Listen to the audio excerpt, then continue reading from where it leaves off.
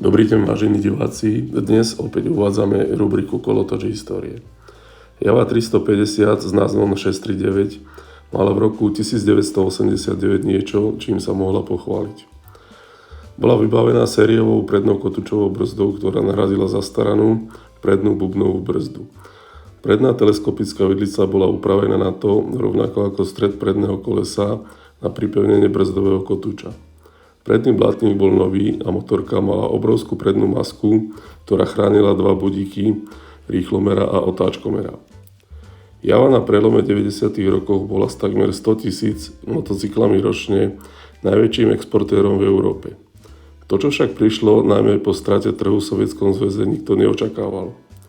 Ani istoty počas trvania spoločného trhu krajín RVHP neboli úplne socialistické. A neschopnosť vtedajšieho vedenia pochopiť vzniknutú situáciu nových pomerov ešte zhoršila.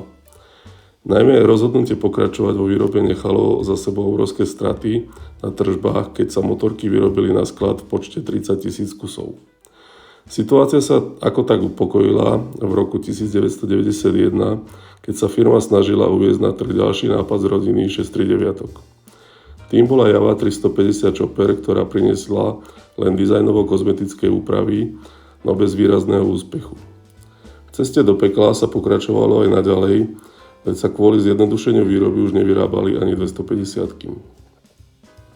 Situácia, kde sa z pohľadu firmy Java opustila vývoj a výrobu viacerých typov, bola pravdepodobne najlepšou charakteristikou, v čom bola 639 tak smutne významná. Vážení diváci, ak sa vám naše video páčilo, sledujte nás aj naďalej a dajte nám like.